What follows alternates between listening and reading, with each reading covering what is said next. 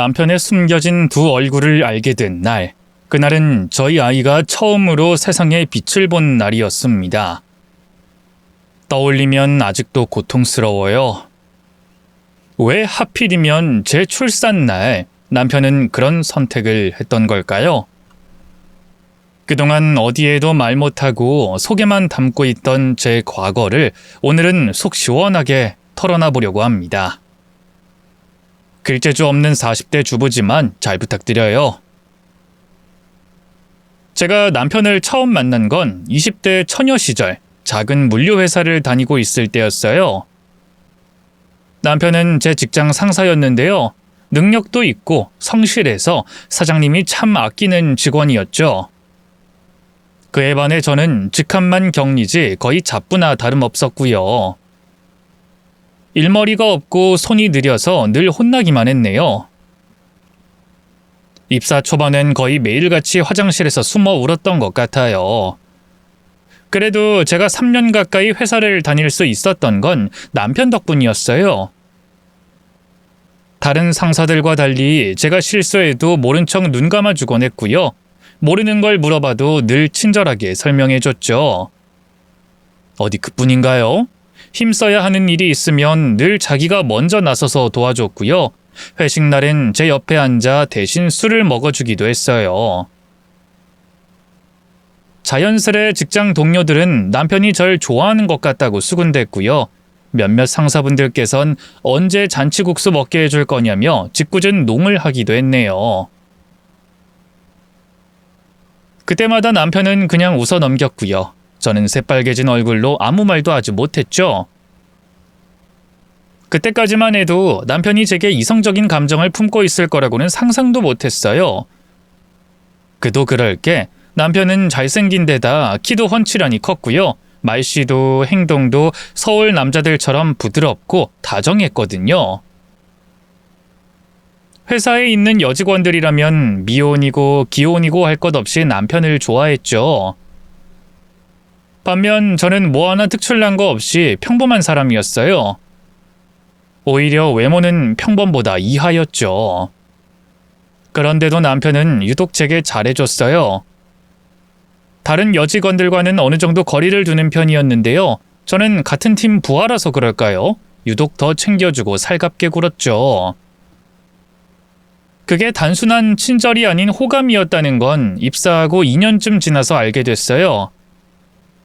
남편과 단둘이 남아 야근을 하게 된 적이 있는데 함께 늦은 저녁을 먹으면서 어쩌다 보니 결혼에 대한 얘기를 하게 됐거든요. 당시 남편 나이가 30대 중반이었으니 사실 그 시대로 보면 노총각이잖아요. 부모님이 빨리 결혼하라고 성화다 뭐 이런 얘기를 하기에 적당히 맞장구를 쳐줬더니 그러더군요.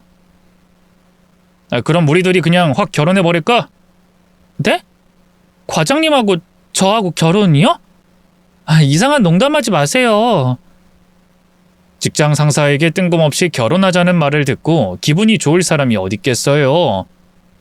불쾌한 마음에 인상을 쓰면서 말하자 그 사람이 그러더군요. 농담 같은 거 아니야. 나 전부터 은경 씨 보면서 쭉 괜찮은 여자라고 생각하고 있었어. 이상하게 같이 있으면 오래 사귄 연인처럼 편하다고 해야 하나? 근데 아무래도 같은 회사 사람이다 보니까 좀 조심스러워서. 그게 무슨 말씀이세요? 그럼 절 좋아한다는 건가요? 바보같이 되묻는 저를 골똘하게 쳐다보던 그 사람이 이내 말했어요. 그래, 아무래도 좋아하는 것 같아. 요 몇 년 은경 씨 지켜보면 지켜볼수록 괜찮은 여자 같고 놓치면 후회할 것 같다는 생각이 들어. 은경 씨는 나 어때? 그러니까 천천히 생각해보고 대답해줘. 대답을 망설이는 제게 그 사람은 시간을 줬어요. 사실 제가 마다할 이유는 없었죠. 여러모로 제게 과분한 사람이었으니까요. 그래서 며칠 후 저는 그 사람을 받아들였고요. 그렇게 저희는 약 1년의 연애 끝에 결혼에 꼴이 나게 됐죠. 윗물이 맑아야 아랫물이 맑다고 남편의 시부모님도 참 좋은 분들이었어요. 시아버지는 대학교 교수고 시어머니는 가정주부였는데요. 저희 부모님은 평생 시골에서 밭일만 한 평범한 농사꾼들이었거든요. 집안 재산이나 뭐나 따져봐도 저희 친정이 많이 기우는 형편이었죠. 그런데도 시부모님은 아무런 반대 없이 기꺼이 저를 며느리로 받아주셨고요. 오히려 노총각 아들 데려가줘서 고맙다며 감사 인사까지 해주셨답니다. 아가, 네가 우리 집안 며느리가 돼줘서 얼마나 고마운지 모른단다. 이제 한 가족이 됐으니 혹시라도 힘들거나 속상한 일 생기면 언제든지 말하렴. 규식이가 못살게 굴어도 얘기하고 내가 기꺼이 네 편이 되어줄 테니까. 우아하면서도 인자하게 말씀하시는 시어머니를 보면서 얼마나 감격스러웠는지 몰라요. 제가 시집 하나는 참 잘 왔구나 했네요. 실제로 신혼생활은 행복 그 자체였어요. 아무래도 같은 회사를 다니다 보니 자연스럽게 저는 퇴사하고 전업주부가 됐는데요. 남편은 회사 상사일 때보다 더 다정다감했어요. 제가 먹고 싶다는 음식이 있으면 기억해뒀다가 퇴근 후에 꼭 사왔고요. 때때로 기념일이 아닌데도 작은 머리핀이나 꽃다발 같은 걸 깜짝 선물로 내밀곤 했죠. 어디 그뿐인가요? 집안일도 설거지나 화장실 청소 같은 건 본인이 다 도맡아 했네요. 그야말로 100점짜리 남편이었죠. 그러다 결혼 2년 차에 그토록 바라던 아이가 생겼어요. 달거리가 뚝 끊겨 병원에 가보니 임신이라고 하더군요. 저희 친정 부모님도 그렇고 시부모님도 손주는 언제쯤 볼 수 있냐면서 기대하고 계셨기에 얼마나 기뻤는지 몰라요. 일단 남편에게 먼저 전화로 알릴까 하다가 집에 오면 말하는 게 좋겠다 싶어서 꾹 참았어요. 그리고 남편이 오자마자 미리 사둔 케이크를 꺼내고 얘기했죠. 여보, 아빠 된 거 축하해. 우리 같이 촛불 불고 축하하자. 뭐? 그게 무슨... 당신 설마 임신한 거야? 응, 이제 4주 됐대. 아직 아기집 보일 주수는 아니라고 그래서 초음파는 못 받고 피검사만 하고 왔어. 한껏 기쁨에 고양된 저와 달리 남편은 떨떠름해 보였어요. 그 모습을 보고 문득 깨달았죠. 간절하게 아기를 바라던 저나 시부모님과 달리 남편은 아이에 대한 얘기를 한 번도 한 적이 없다는 걸요. 뭐 요즘에야 애 안 낳고 사는 부부도 많다지만 그땐 어디 그랬나요? 결혼하면 애를 낳는 건 당연한 수순이었죠. 그래서 당연히 남편도 아이를 바랄 거라고 생각했어요. 굳이 물어보지 않아도 그 나이대 남자들이라면 의뢰 그랬으니까요. 하지만 남편은 조금도 기뻐 보이지 않고 전 그 모습에 불안해졌죠. 여보, 왜 그래? 우리 아이 생긴 게 싫어? 아니, 싫기는 그냥 너무 갑작스러워서 그렇지. 생각도 못한 일이니까. 생각도 못할 건 또 뭐야. 우리 결혼한 지도 벌써 2년 차인데 슬슬 생길 때도 됐지. 어머님 아버님도 손주 언제 보여줄 거냐고 계속 그러셨잖아. 그래, 그랬지. 뭐 어쨌든 잘 됐네. 마치 남일처럼 얘기하는 남편을 보고 있자니 서운했어요. 그래서 저도 모르게 목소리가 날카로워졌죠. 잘 됐네? 그게 끝이야? 난 당신이 얼마나 기뻐할지 생각하면서 이렇게 케이크까지 사놓고 기다렸는데 당신 대체 뭐야? 아이가 갖고 싶지 않았던 거야? 그런 거 아니야. 넘겨짚지 마. 그냥 앞으로 당신 고생할 거 생각하니까 걱정도 되고 그래서 그렇지. 내가 왜 안 기쁘겠어. 진정하고 우리 같이 케이크 먹자. 응? 이제 뱃속에 아기도 있는데 그렇게 좋은 생각만 해야지. 남편은 뒤늦게 절 달래며 케이크에 촛불을 붙였어요. 저도 감정을 추스르고 남편과 둘이 케이크도 먹고 아기에 대한 이런저런 이야기를 하면서 행복한 시간을 보냈죠. 그때까지만 해도 남편이 좋은 아빠가 될 것을 믿어 의심치 않았어요. 워낙 가정적인 사람이니 태어날 아이에게도 잘할 거라고 믿었죠. 제 임신 고백에 얼떨떨한 반응을 보인 것도 너무 당황해서 그런 거라 여겼네요. 하지만 그날을 기점으로 남편은 조금씩 이상해지기 시작했어요. 예전엔 둘이서 늘 함께 저녁을 먹는 게 당연했는데요. 언젠가부터 남편은 회사 일을 핑계로 집에 늦게 들어오기 시작했어요. 저도 다녀봤던 회사이니 알거든요. 엄청 잘 나가는 대기업도 안정적인 공기업도 아니지만 그래도 워라밸 하나만큼은 좋은 곳이었어요.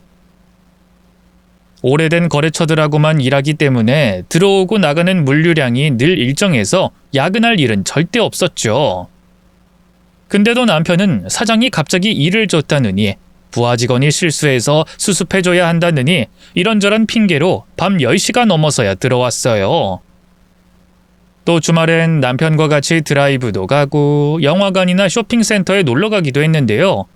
남편은 평일에 야근해서 피곤하다는 이유로 혼자 방에 틀어박히는 시간이 많아졌죠. 자연스럽게 저와의 대화도 점점 줄어들었습니다.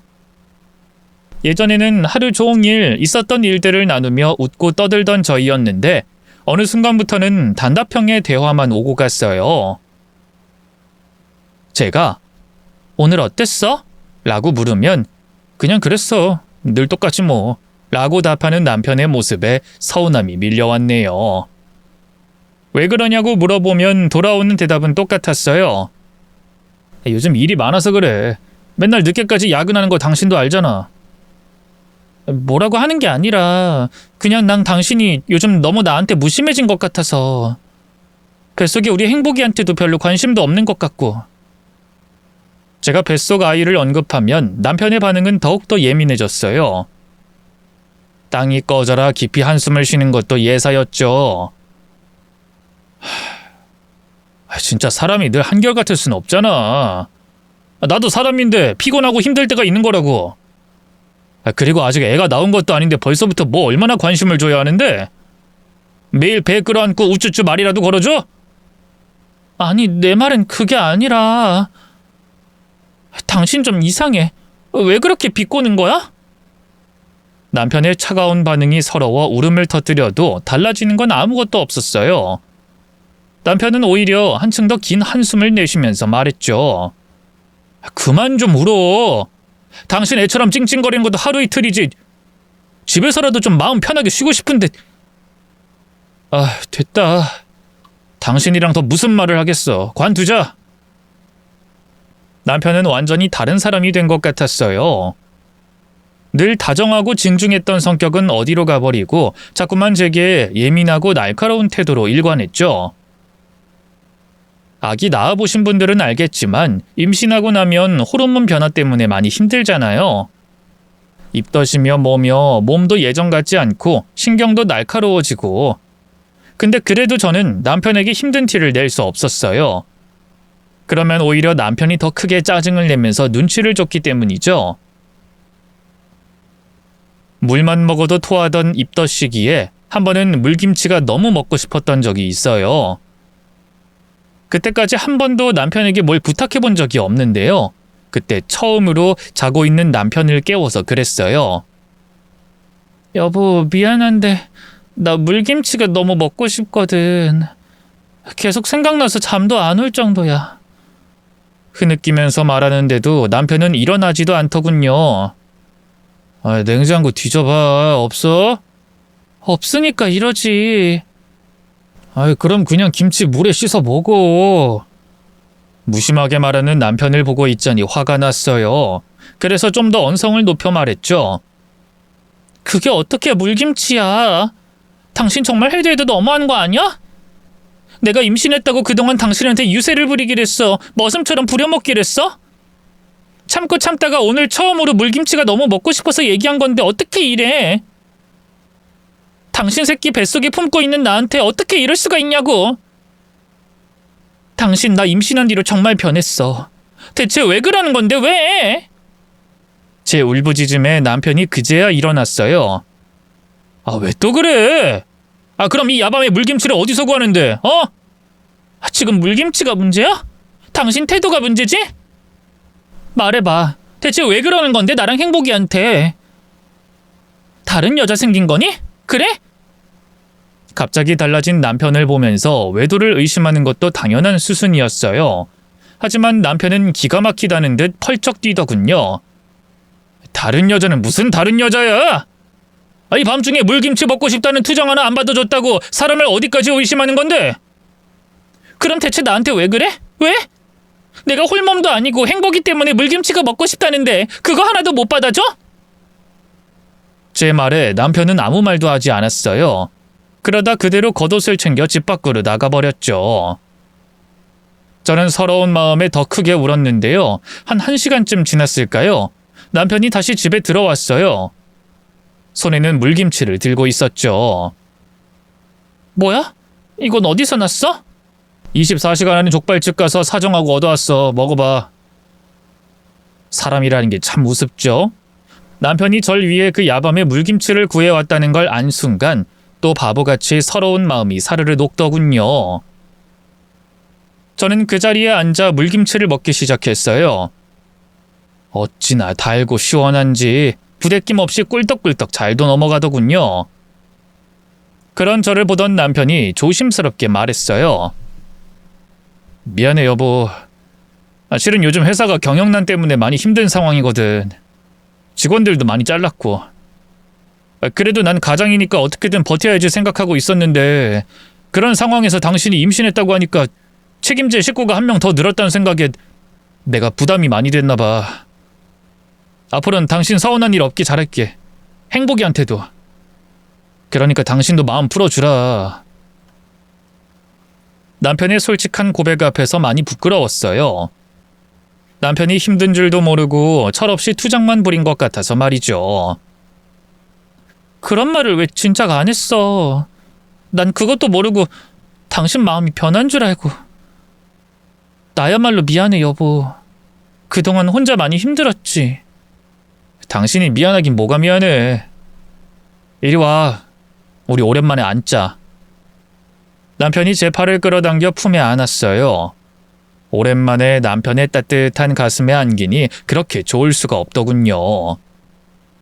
그 뒤로 저희 부부 사이는 많이 회복됐어요. 남편은 전처럼 제게 살갑게 굴려고 노력했고요. 저도 남편이 밖에서 힘들게 일하고 들어오는 걸 알기에 집에선 최대한 편하게 있게 해주려고 노력했죠.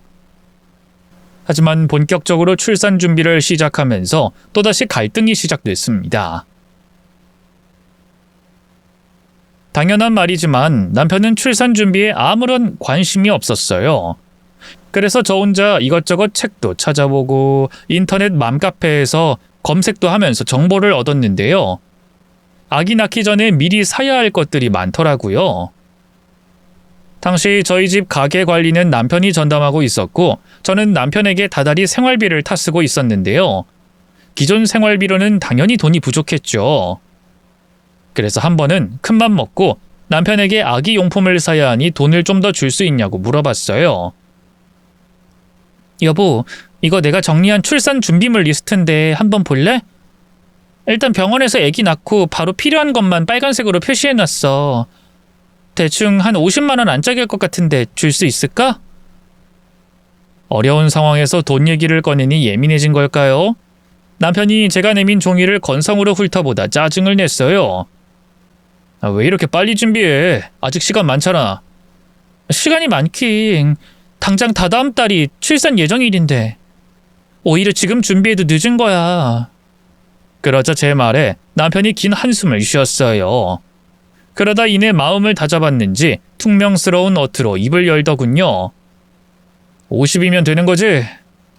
일단은 그런데 유모차나 아기 침대같이 비싼 건 일단 빼둔 거거든. 그런 것도 다 합치면 몇백은 들 것 같아. 뭐 몇백? 돈 잡아먹는 괴물도 아니고 진짜. 갓 태어난 애 혼자 몇백을 쓴다는 게 말이 돼? 그 순간 저는 말문이 턱 막혔어요. 아무리 금전적으로 쪼들리는 상황이라고 해도 어떻게 자기 애한테 괴물이니 뭐니 하는 표현을 쓸 수가 있나요? 남편도 제 표정을 보고 뒤늦게 실수했다는 걸 알았는지 아차하는 표정을 짓더군요.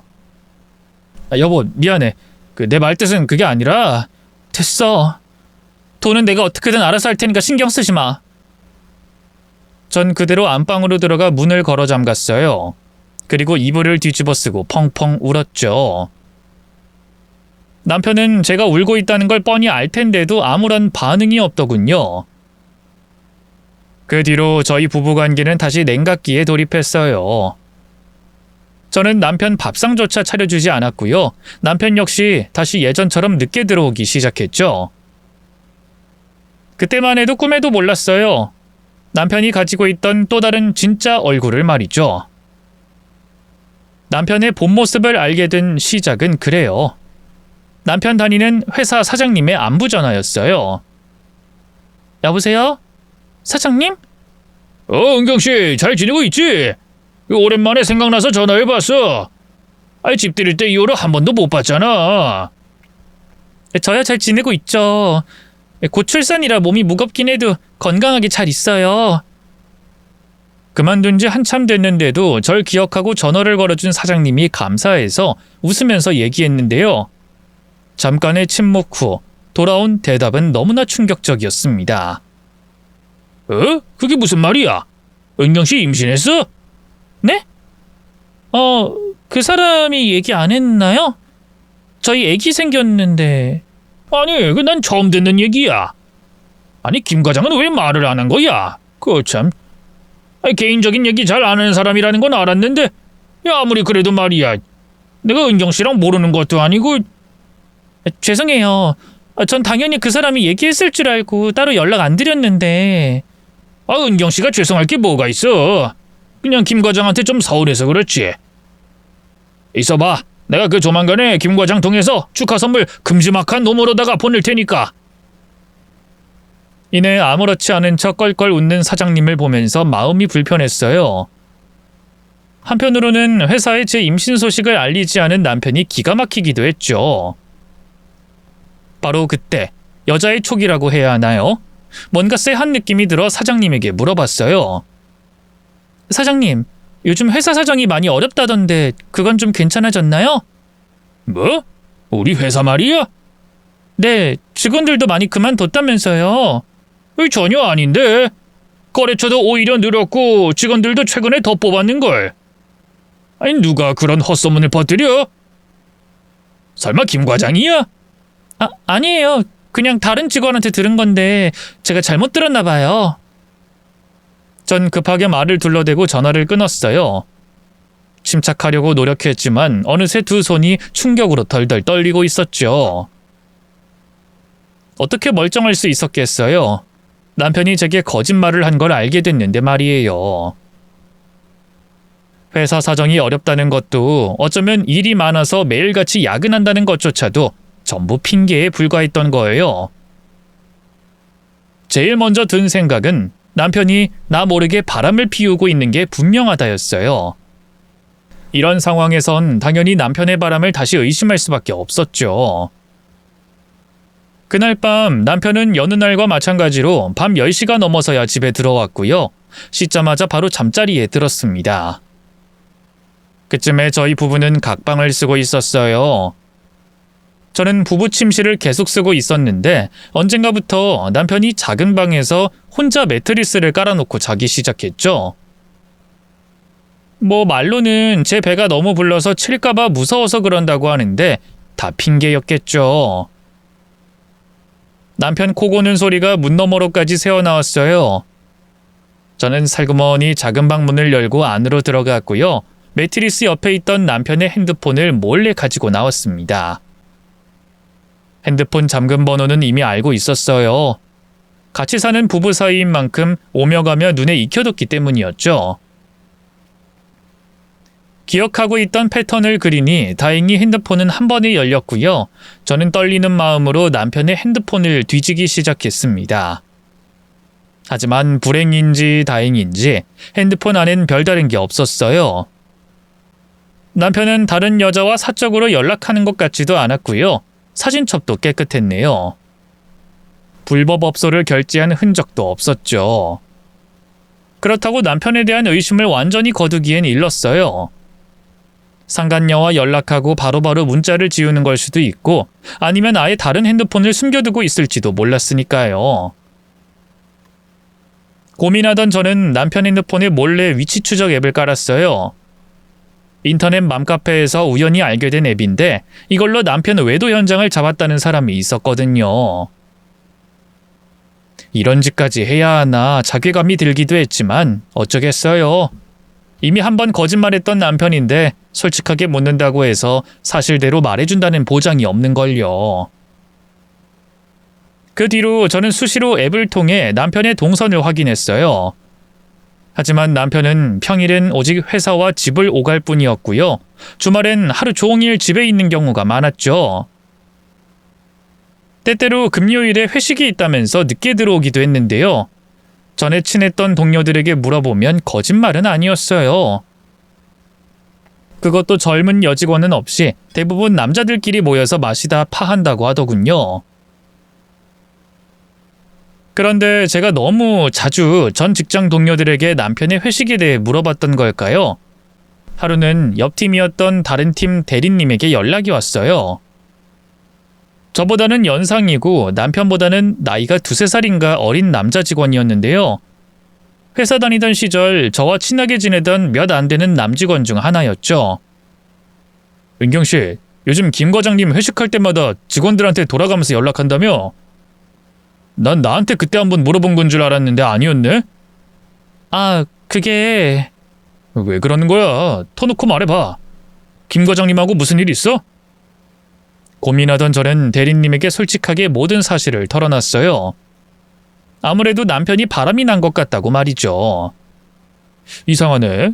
김 과장님이 그럴 뿐이 아닌데... 은경 씨도 알겠지만 회사랑 집밖에 모르는 분이잖아. 점심도 나랑 둘이서 맨날 같이 먹고 회식할 때도 늘 직원들이랑 마지막까지 있는데 언제 바람을 피우겠어? 저도 그렇게 생각은 하는데 아무래도 요즘 그 사람 행동이 좀 수상해서요. 곧 출산이라서 너무 예민해진 건 아니고? 그러지 말고 과장님하고 터놓고 얘기를 해봐. 이렇게 뒤에서 몰래 의심하고 직원들한테 돌아가면서 과장님 행정 캐묻는 게 바람직한 행동은 아니잖아. 벌써 직원들 사이에서도 이런저런 말들이 나오고 있어. 은경 씨야 이미 회사 관둔 사람이지만 과장님은 아닌데. 내가 무슨 말하는지 알지? 대리님의 말에 그제야 정신이 번쩍 들었어요. 제가 남편 체면도 생각 않고 무슨 짓을 벌인 건가 뒤늦게 수치심이 몰려오더군요. 저는 대리님에게 조언 감사하다고 얘기한 뒤 전화를 끊었고요. 그날 바로 퇴근한 남편을 붙잡고 물어봤어요. 여보, 나 사실 사장님 통해서 당신이 거짓말한 거 알게 됐어. 회사가 어렵다는 등 일이 많아서 야근한다는 등 그런 말들 다 거짓말이었잖아. 맞지? 제 말에 남편은 잠시 당황하는 듯 했으나 이내 침착하게 고개를 끄덕였어요. 맞아 여보. 그동안 속여서 미안해. 실은 내가 당신 모르게 주식을 좀 하고 있었거든. 대학 동기가 그걸로 대박나서 집까지 샀다는 말에 혹해서. 근데 제대로 공부도 않고 덤볐다가 좀 크게 잃었어. 뭐? 얼마나 잃었는데? 많이는 아니고 한 1,000만 원 정도. 빚내거나 한 건 아니고 우리 모아뒀던 적금 있잖아. 그거. 거기서 멈췄어야 하는데 만회해보겠다는 생각으로 월급 대부분을 다 주식에 털어넣었다가 최근에야 정신 차리고 손 털었어. 정말 미안해 여보. 용서해줘. 급기야 남편은 제 앞에 무릎까지 꿇고 빌기 시작했어요. 그 모습을 보고 있자니 너무나 혼란스럽더군요. 남편이 외도를 저지른 게 아니니 다행이라 해야 할지 아니면 저 모르게 주식으로 큰 돈을 잃었으니 화를 내야 할지 그 자리에서 주저앉고 싶은 심정이었지만 꼭 참고 물어봤어요. 그래서 빚은 없다는 거지? 이젠 손 털었고. 앞으로는 쳐다도 안 봐. 내가 다시 주식하면 사람도 아니다 진짜. 어쩐지 이상하다 했어. 당신이 돈돈거리던 사람이 아닌데 우리 행복이 출산 준비물 사려고 했을 때도 돈 잡아먹는 괴물이니 뭐니 그런 막말까지 해대고. 과거 일이 떠올라 또다시 울컥 눈물이 치솟아 올랐어요. 그러자 남편이 어쩔 줄 몰라 하면서 저를 달래더군요. 그건 진짜 미안해 여보. 내가 행복이를 그렇게 생각해서 그런 말을 한 게 아니라는 건 당신도 알지? 그때 샀던 주식이 상장 폐지되면서 휴지 조각이 돼서 너무 예민할 때라. 가뜩이나 돈 없는데 당신이 또 돈 달란 얘기라니까 화가 나서 그랬어. 아무리 화가 나도 어떻게 애한테 그런 말을 해? 나 모르게 주식으로 돈 잃은 게 누군데? 그러니까 말이야. 내가 정말 잘못했어, 여보. 이젠 안 그럴게. 근데 참 이상하죠? 제가 괜히 심통을 부린 걸 수도 있는데요. 이상하게 남편의 사과에선 진정성이 느껴지지 않았어요. 그저 급한 불을 끄기 위해 어쩔 수 없이 하는 말처럼 보였다고 해야 하나요? 제가 그동안 남편한테 당한 게 있으니 감정이 안 좋아서 괜히 꼬아본 걸 수도 있죠. 그렇지만 여전히 남편에 대한 쎄한 느낌은 사라지지 않았고요. 결국 그날은 저 먼저 방으로 들어가 잠을 청했네요. 그날 이후 남편은 다시 제게 잘해주려고 노력했어요. 저도 뱃속에 아이를 생각해서 그런 남편을 용서하려고 했는데요. 이 사람의 감정이라는 게 어디 그렇게 마음먹은 대로 쉽게 움직이나요? 저도 모르게 자꾸만 남편을 냉랭하게 대하게 되더라고요. 그걸 남편도 눈치챘던가 봐요. 출산을 앞두고 있던 어느 날, 남편은 집을 나가버렸고요. 그대로 연락이 두절돼 버렸어요. 회사에도 연락해보니 웬걸 일방적으로 사직서를 내고 그만둬버렸다고 하더군요. 너무 당황스러웠고요. 남편의 무책임한 태도에 화도 났어요. 차라리 이혼을 하고 싶으면 이혼하고 싶다고 말을 해주든가. 만삭인 아내를 버려두고 잠수 타버리는 행동이 이해가 가지 않았죠. 이해하고 싶지도 않았고요. 시댁이며 남편 친구들이며 남편의 행방을 수소문할 새도 없었어요. 남편이 행방불명되고 얼마 안 돼 바로 진통이 왔거든요. 저는 택시를 잡아 타고 병원으로 가면서 급한 대로 친정 부모님께 연락을 드렸고요. 다행히 두 분 다 한달음에 달려와 주셨죠. 부모님 얼굴을 보니 왜 그리도 눈물이 쏟아지던지요. 첫 출산이라 너무 무서웠는데 안심이 확 되더라고요. 자궁문이 너무 천천히 열려서 중간에 병원에서 수술을 권유하기도 했는데요. 기왕이면 자연분만으로 낳고 싶은 욕심이 있어서 좀 더 버텨보겠다고 했어요. 다행히 뱃속 아기도 그런 제 마음을 알았는지 무사히 나와줬고요. 아기가 무사하다는 걸 확인하자마자 저는 그대로 정신을 잃었습니다. 끝까지 병원에 와주지 않은 남편을 원망하면서 말이죠.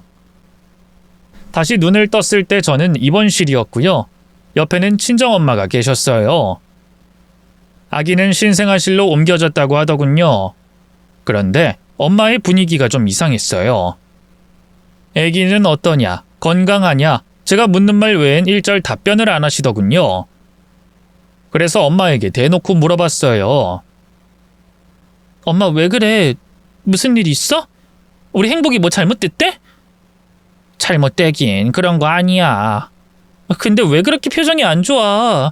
내 눈도 잘 못 쳐다보고. 아니, 그게 실은... 머뭇거리던 엄마가 갑자기 주머니 속에서 무언가를 꺼내 제게 내밀었어요. 딸, 그 사위가... 그러니까 김서방이 이 쪽지를 남기고 떠났어. 뭐? 그 사람이 병원에 왔었어? 그래, 너 일어나는 거 보고 가랬더니 앞으로는 볼 일 없을 것 같다면서 그동안 감사했다면서 휙 가버리더구나. 너 혹시 김서방이랑 무슨 일 있었니? 그동안 남편과 있던 갈등을 엄마도 대충은 알고 계셨어요. 하지만 그냥 일이 힘들어서 태도가 좀 쌀쌀 맞아졌다 정도로만 알고 계셨죠. 저는 아무것도 아니라고 잠깐 아빠와 나가서 산책 좀 하라며 엄마를 내쫓았어요. 그리고 홀로 남아 떨리는 마음으로 남편이 남긴 편지를 읽기 시작했죠. 사실 편지라고 할 것도 없었어요. A4 용지에 짧게 딱 한 줄이 적혀 있을 뿐이었거든요. 좋은 남편, 또 좋은 아빠가 못 돼줘서 미안해 여보. 나 용서하지 마. 흡사 유서처럼 보이는 그 섬뜩한 말에 심장이 덜컥 내려앉았어요. 저는 아픈 것도 있고 그 자리에서 벌떡 일어났고요. 수액을 꽂고 있던 거치대를 지팡이 삼아 병원 밖으로 나왔죠. 막 출산한 후로 한 걸음 한 걸음 내딛는 것조차 고통이었어요. 하지만 남편이 혹시라도 잘못됐을까봐 그런 걸 생각할 겨를이 없었죠. 저는 급하게 핸드폰을 꺼내 깔아놓은 위치 추적 앱을 켰어요. 다행히 남편의 위치가 아직 잡히더군요. 그런데 그 장소가 글쎄 시내 외곽에 있는 한 모텔이 아니겠어요? 아, 이 인간이 바람을 피우고 있던 게 맞았구나. 솔직히 제일 처음 든 생각은 그거였어요. 아내 출산 직전에 잠수 타놓고 있는 곳이 모텔이라고 하니 그런 생각이 들 수밖에 없었죠. 하지만 한편으로는 모텔에서 혼자 세상을 떠날 준비를 하고 있는 게 아닐까 하는 걱정도 됐어요. 그래서 길가로 나와 택시를 잡아타고 남편이 있는 곳으로 지키는 모텔로 가달라고 했죠. 한 30분쯤 달렸을까요? 택시비를 내고 바로 모텔로 들어갔어요. 정확한 호수까진 몰라 카운터에 남편 이름과 인상착의를 대고 알려달라 사정했죠. 물론 주인은 처음엔 나 몰라라 했어요. 아유, 요즘 개인정보 그런 게 얼마나 중요한디. 난 얘기 못 해주지. 새댁이 그냥 남편한테 전화해봐요. 남편이 전화를 안 받으니까 그렇죠. 유서 한 장 써놓고 잠수 타버렸다고요. 혹시라도 저희 남편 잘못되면 사장님이 책임지실 거예요? 그러지 말고 얼른 알려주세요. 네? 저 이제 막 병원에서 애 낳았어요. 근데 제가 오죽 급하면 이렇게 몸추스를 새도 없이 달려왔겠어요? 제 꼴이 너무 불쌍했던 걸까요? 아니면 자기 업장에서 무슨 일이 날까 두려웠던 걸까요? 모텔 사장은 결국 카드키 하나를 내밀었어요. 여기 적힌 방으로 가봐요. 내가 알려줬다는 말은 하지 말고. 무슨 일 난 거면 바로 경찰에 신고하고. 알겠죠? 저는 거듭 감사하다는 인사를 하고 바로 엘리베이터를 탔어요. 그리고 엘리베이터에서 내리자마자 카드키에 찍힌 방으로 달려갔죠.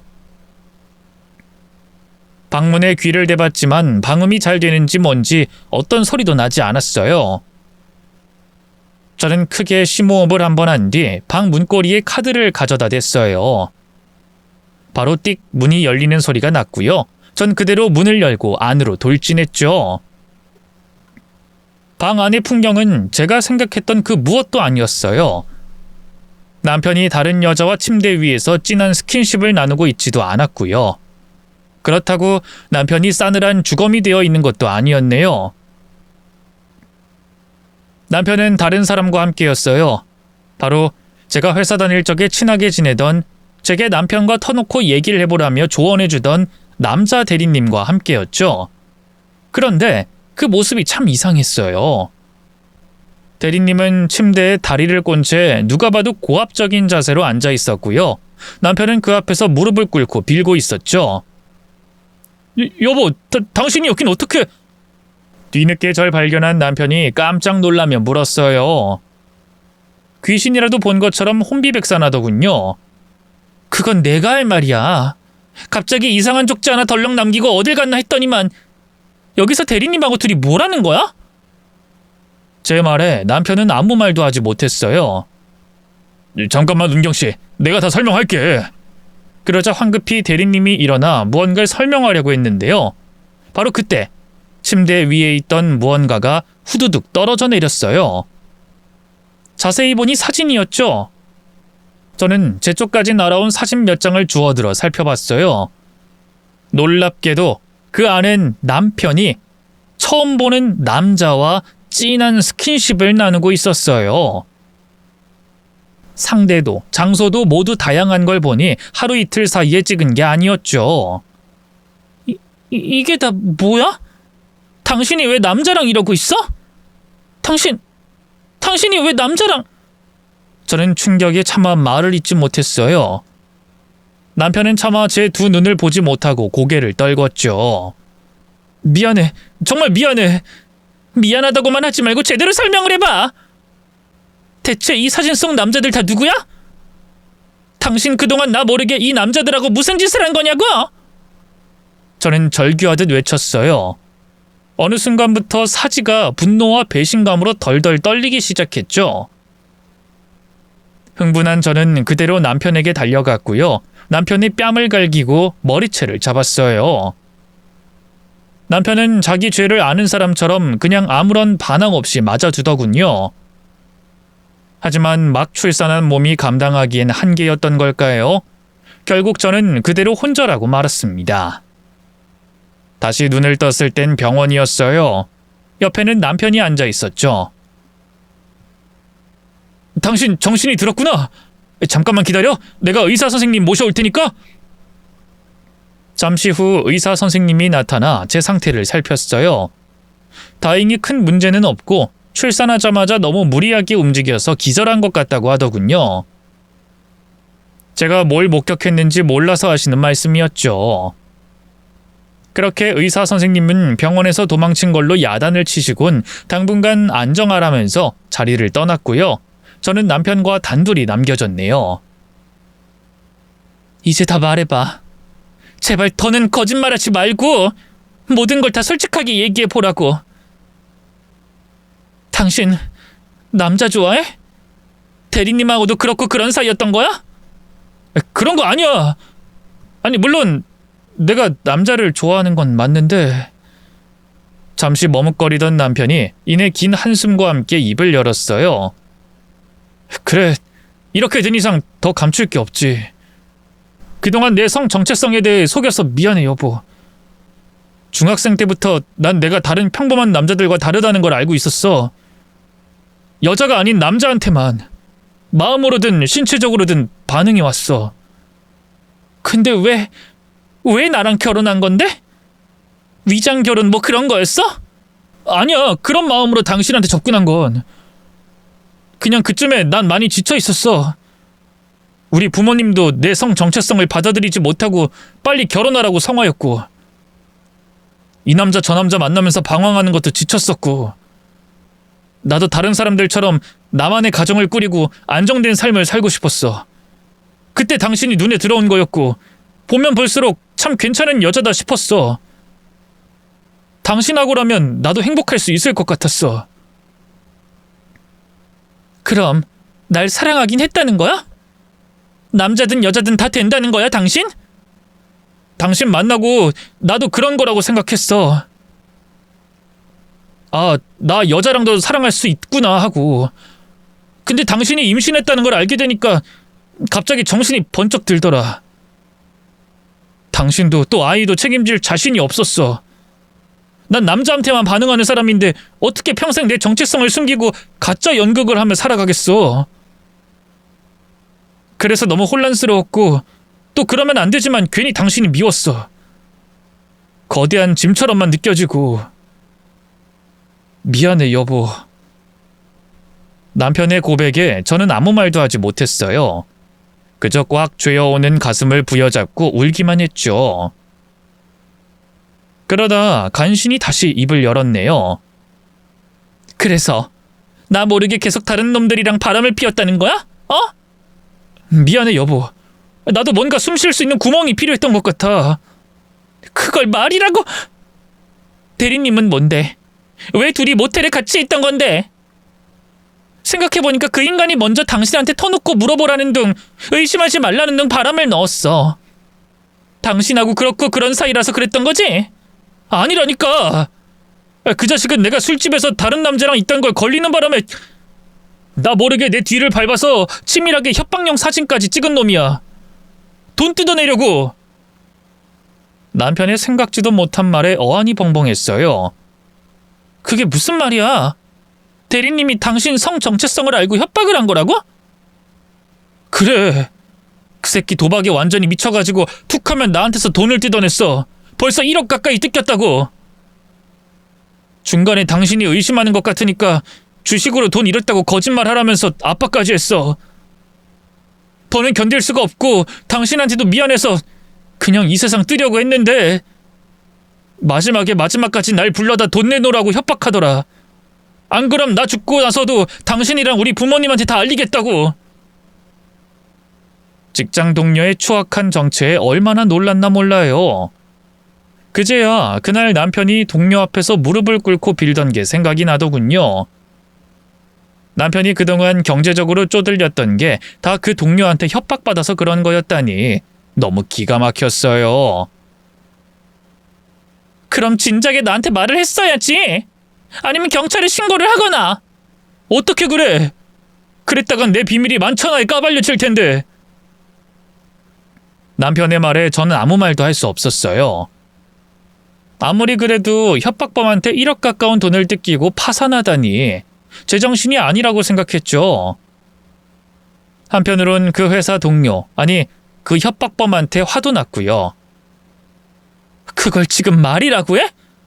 당장 나랑 같이 경찰서부터 가자. 뭐 경찰서? 그래. 바보같이 당하고 있을 거냐고, 그런 한심한 작자한테. 저는 그 길로 남편을 데리고 경찰서로 갔어요. 그리고 자초지종을 얘기한 뒤 그 협박범을 고소했죠. 사생활 침해와 명예훼손, 그리고 협박죄와 공갈죄까지 걸 수 있는 건 민사든 형사든 죄다 걸었네요. 물론 저를 속이고 바람까진 핀 남편을 용서할 수는 없었지만 그만큼 그 협박범에 대한 분노도 컸거든요. 한때는 믿었던 직장 동료였기에 배신감도 있었고요. 뒤늦게 고소장이 날아가고 나니 그 가해자도 정신이 번쩍 들었던가 봐요. 남편에게 연락해서 정말 이렇게 나올 거냐고, 자기도 가만 안 있을 거라고 또 협박을 하기에 기가 막혀 제가 대신 그 전화를 빼앗아 들었죠. 당신이 가만히 안 있으면 어쩔 건데? 그동안 뜯어간 돈만 해도 수천만 원이야. 심지어 당신 때문에 우리 남편은 극단적인 선택까지 고민했었다고. 변호사랑 상담해보니까 이게 아주 중죄더라? 사생활 침해, 명예훼손, 협박, 공갈 등등 5년 이상 실형 나온 건 당연한 거고 위자료까지 청구할 수 있대. 어디 우리 남편 비밀 까발리고 싶으면 해봐. 타격 있는 건 우리 남편이지 내가 아니거든. 난 지옥 끝까지 쫓아가서라도 당신 가만 안 둘 거야. 똑같이 내가 겪은 지옥 속으로 끌고 갈 거라고. 왜 이래 은경씨. 우리 진정하고 말로 하자고. 내가 진짜로 과장님 얘기를 다른 사람들한테 하겠다는 게 아니라. 시끄럽고. 앞으로는 이렇게 사적으로 연락하지 말고 변호사 통해서 얘기해. 나랑 남편은 당신이랑 더 할 말 없으니까. 은경씨, 내가 잘못했어. 돈 다 돌려줄게. 제발 한 번만 용서해줘. 가해자는 전형적인 강약약강의 한심한 인간이었어요. 제가 바로 고소 때리고 세게 나가자 그때부턴 납작 엎드려 빌기 시작하더군요. 남편은 진작에 이럴 걸 그랬다면서 허탈함에 어쩔 줄 몰라 했죠. 난 바보같이 그동안 그 인간한테 끌려다니면서 돈만 뜯겼는데 진작에 당신한테 털어놓고 도와달라고 할걸. 미안해 여보. 착각하지 마. 당신 돌려준 게 아니고 돈 돌려받으려고 그러는 거니까. 난 당신이랑 이혼할 거고 행복이도 내가 키울 거야. 당신은 전 재산 다 나한테 내놓고 그 인간한테 받는 돈도 전부 다 내놔. 제 단호한 말에 남편의 얼굴이 급격하게 어두워졌어요.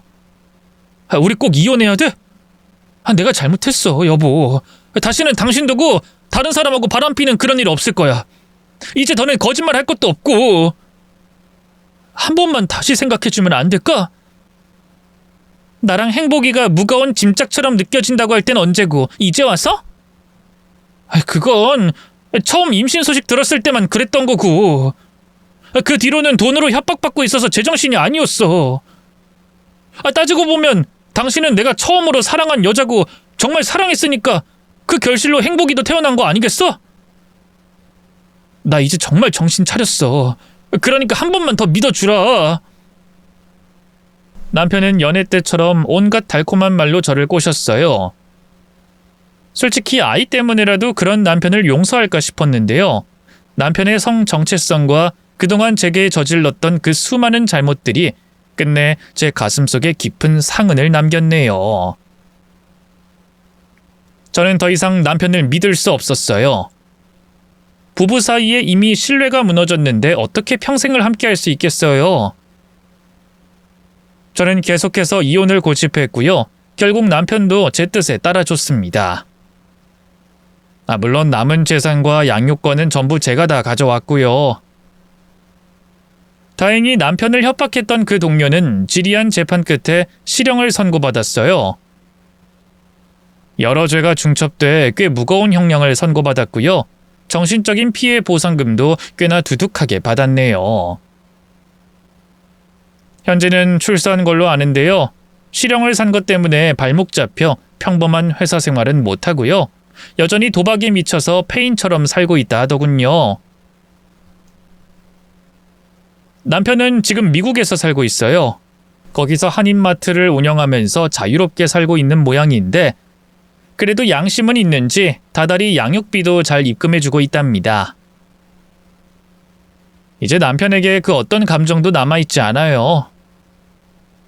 어쨌든 한때 사랑했던 사람이니 더는 방황하지 않고 잘 살았으면 하는 마음뿐입니다.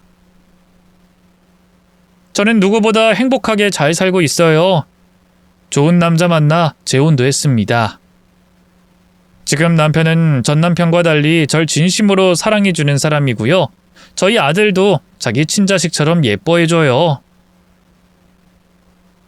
같은 남자끼리 통하는 게 있는지 우려와 달리 친부자지간처럼 잘 지내고 있답니다.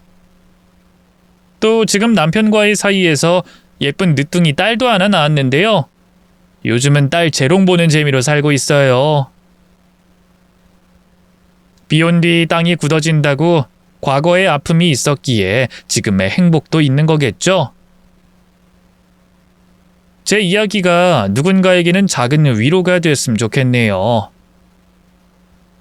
긴 얘기 들어주셔서 감사합니다. 모두 건강하세요.